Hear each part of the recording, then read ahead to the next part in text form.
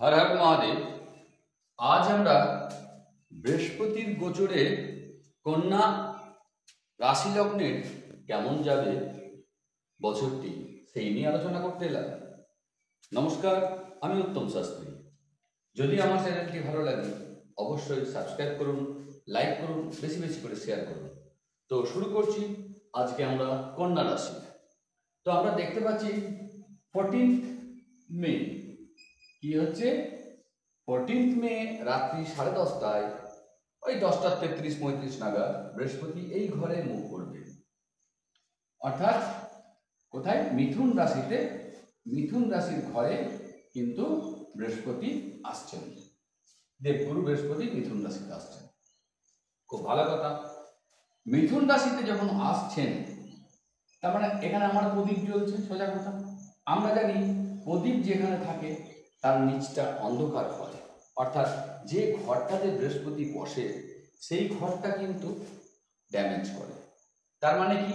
তার মানে জুন মাস নাগাদ যে যেখানে আছেন, কর্ম করছেন, তাদের কিন্তু পরিবর্তন, কর্মের একটা পরিবর্তন দেখাচ্ছে।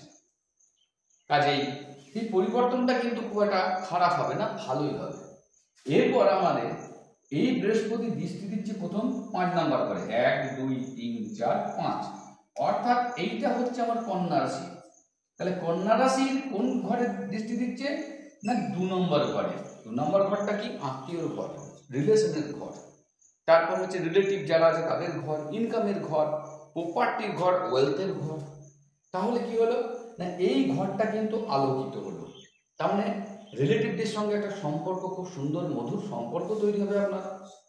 ইনকামটা আগের তুলনায় যা ছিল বেড়ে যাবে, প্রপার্টি বাড়বে, মেনলি এটা ওয়েলথ বাড়বে। তাহলে ওয়েলথটা বাড়বে কি করে সেটা পরবর্তীকালে আমি যখন আসছি দেখবেন, পেয়ে যাবেন। এখানে সার্ভিস বা কর্মজীবনটাতে একটু টেনশন থাকবে, কর্মের পরিবর্তন হবে। ঠিক আছে, কর্মের ঘরটা আমার হিসাবে খুব একটা ভালো হচ্ছে না, কারণ যেহেতু বৃহস্পতি এখানে বসছেন।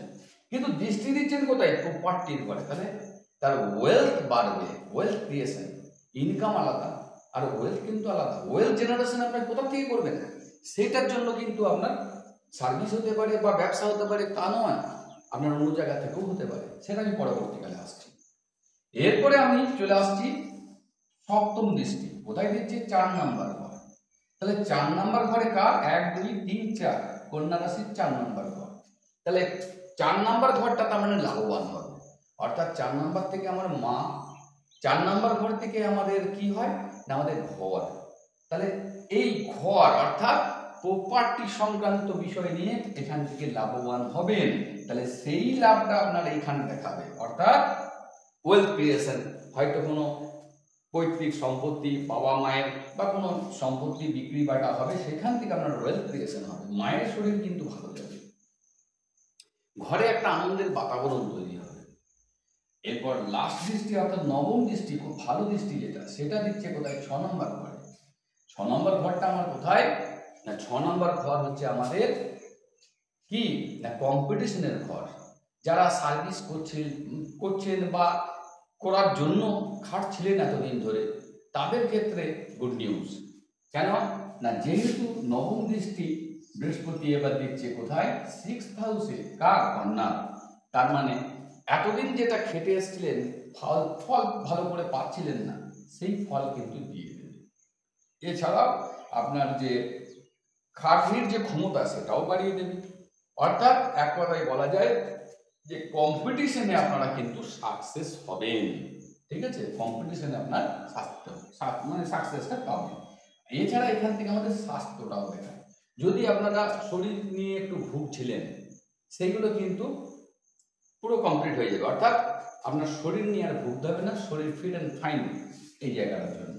ঠিক আছে, তাহলে বৃহস্পতির গোচরে আমরা কন্যা রাশি দেখলাম, সব দিক দিয়ে খারাপ না, ভালোই আসছে। ইনকামটা বাড়বে, অর্থাৎ প্রপার্টি ওয়েলথ ক্রিয়েশন হবে, বাড়ির বাতাবরণ, মায়ের সঙ্গে সম্পর্ক তৈরি হবে। যাদের মায়ের সঙ্গে সম্পর্ক ডিস্টার্ব হচ্ছিল তাদের ওইটা হবে। সার্ভিসে একটা পরিবর্তন দেখাচ্ছে, স্বাস্থ্যও ভালো দেখাবে। তো আশা করছি চ্যানেলটা যদি ভালো লাগে অবশ্যই আপনারা সাবস্ক্রাইব করুন, লাইক করুন, বেশি বেশি করে শেয়ার করুন। ধন্যবাদ। হর হর মহাদেব।